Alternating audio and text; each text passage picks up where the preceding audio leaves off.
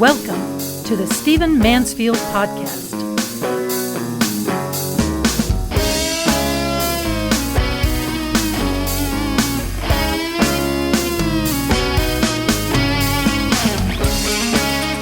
Well, welcome to the Stephen Mansfield Podcast. Glad you've joined us. You know, I'm recording this in the middle of November 2018. We're heading into the holidays, and I want to urge some reading on you. I know most of us get our news, on the internet or by television or podcast, but I want to urge you to take some time this holiday season and really read. And I also, by the way, I'm giving these recommendations because these are some great books to give as gifts. But it's important, if you're going to lead, you got to read. It's important also we train our brains not just to, do quick scans on the internet, but to actually read and invest in knowledge. And so I want to recommend some books that are important. Some of them are about American politics. Some of them about the past. Some of them are just very, very important books that we all ought to master. But here are 7 books that I strongly recommend that you get, that you read, and that you give. Let me tell you, first of all, that if you're going to understand American politics today, and particularly what's going on in the White House, you have to read, you really should read Fear, Trump in the White House by Bob Woodward. Now, you know who Bob Woodward is. He's the famous Watergate, one of the 2 famous Watergate reporters. He's perhaps the most famous, the most effective reporter in America today. He's written a whole generation of books about American politics. And I have to tell you that Fear is definitely one-sided, and it is not that thrilling of a read. Bob Woodward is a reporter, and his strength is that he gets access, he does lots of interviews, he puts the stories together, and so he can actually report what happened on a given conversation on a given day in the White House, have all the principals at that meeting, have interviews with all of them, and be able to piece together the actual conversations. And it's very, very important that you understand what has been happening in the Trump White House, what the discussions are, why these goings and comings are happening, what his perspective is, what his personality is like, and what it's likely to mean for the country. And while in this book there's almost no analysis, there is really good, straight reporting. You're going to get a sense of what's happening with Trump, what he's like, and what's actually going on in the White House. It's going to be disturbing. It's not going to be the most exciting read you've ever done. It's not going to be, you're not going to be edified on the back end, but it's an important read. Fear, Trump in the White House by Bob Woodward. Every person who intends to be serious about American politics needs to read this book. Now, there's another book I want to strongly recommend, which is an unusual combination of things. The great books almost always are.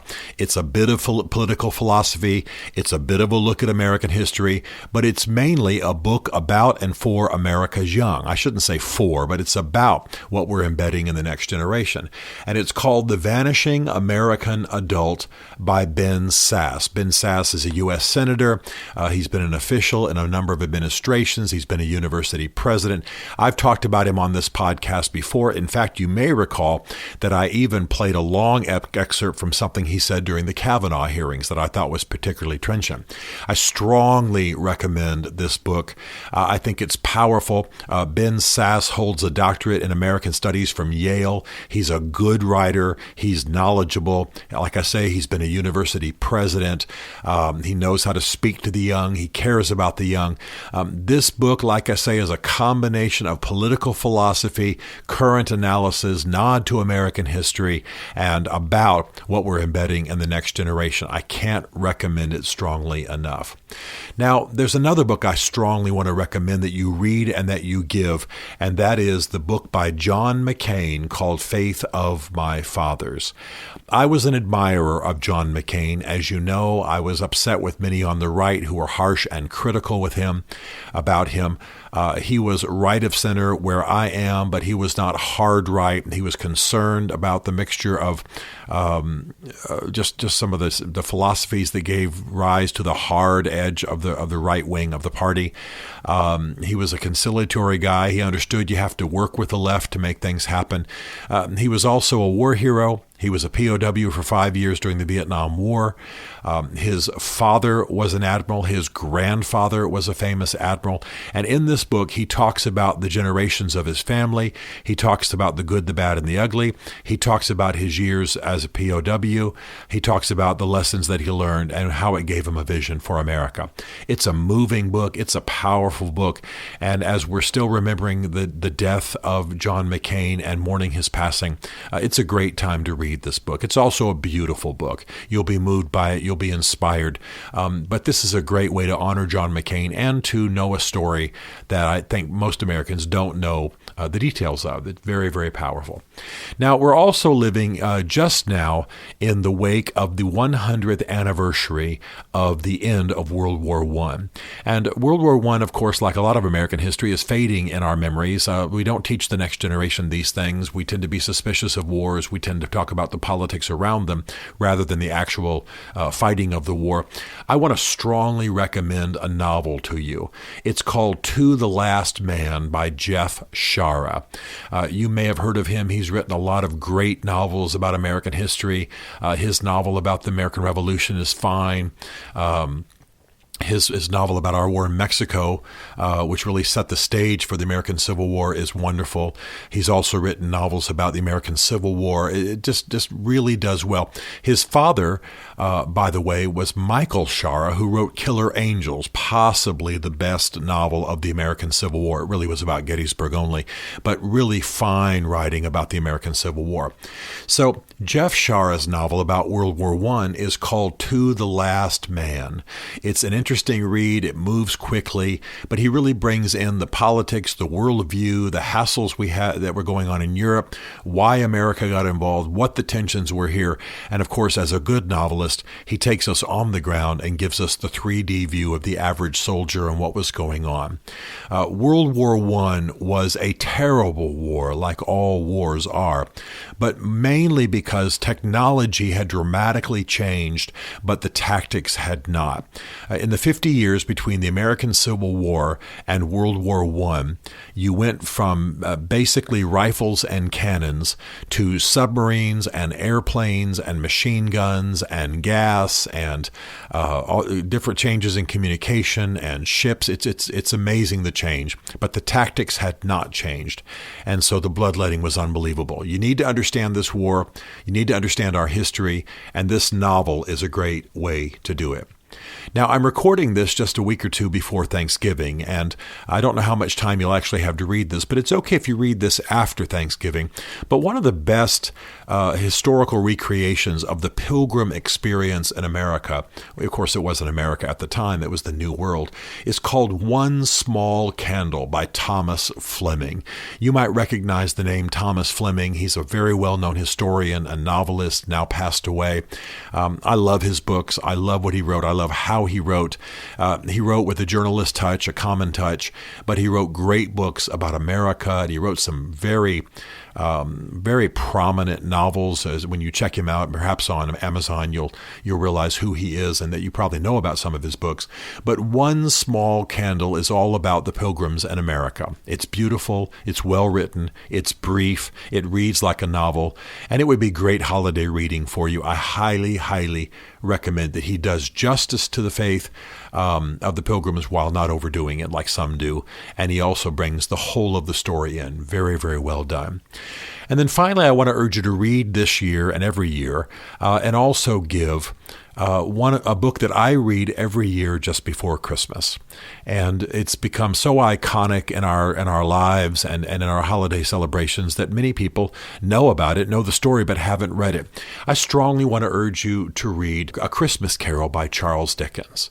This book is humorous, and it's fun, and it's an evocation of Victorian England, but it's also great theology. It's moving, it's humane, it's sweet. It's a bit of history. It's a bit of British history, but it's impacted our world, and I want to recommend that you read it. Just read it, okay? Another thing you might read around Christmas time is a book that you'll have to buy on Amazon. It's not available on Kindle, but you can still get it in hardback. It's still in print, and it's called The Day Christ Was Born. There was a journalist in the 1950s and 1960s named Jim Bishop, and he decided to write about some religious themes in addition to, well, actually, he did a whole series of books called The Day Kennedy was shot, The Day Christ was born, The Day Christ died. He wrote a whole series of books like that. He was a journalist. He was a fairly hard-bitten journalist, but he eventually became a Christian, in part because of what he had researched and what he had learned as he wrote about Christ. He wrote a bigger book called The Day Christ Died, which I strongly recommend, but this one's called The Day Christ Was Born, and it really does bring together the history, the culture, the moving experience of Joseph and Mary, all of what was going on. And he doesn't just quote scripture. He's not preaching. He's writing like a journalist. I think you'll like it. It's an easy read. It's a short read. It's the kind of thing, quite frankly, you can read out loud to your family. But for Christmas this year, read A Christmas Carol and read The Day Christ Was Born by Jim Bishop. So in American politics, you want to read Fear, Trump in the White House by Bob Woodward, and The Vanishing American Adult by Ben Sasse. In memory of John McCain, you want to read Faith of My Fathers, powerful, moving. I think you'll be stirred by it. To recall what really happened in World War I and be knowledgeable about that legacy as we share the 100th year anniversary of the end of that war. To the Last Man by Jeff Shaara. By the way, Shaara is spelled S-H-A-A-R-A. There are 3 A's in the last name. You want to read for Thanksgiving or around Thanksgiving themes, One Small Candle by Thomas Fleming. And then for Christmas, read A Christmas Carol by Charles Dickens. Don't just watch it on TV or go see a play. And also, The Day Christ Was Born, Jim Bishop. Great holiday reading, great stuff to give, but also some of these are extremely important to understand the times in which we live. Stephen Mansfield is a New York Times best-selling author, a popular speaker, and a frequent faith and culture commentator on Fox and CNN. His groundbreaking books on faith and society include The Faith of George W. Bush, The Search for God in Guinness, Mansfield's Book of Manly Men, and Lincoln's Battle with God. Learn more at stephenmansfield.tv.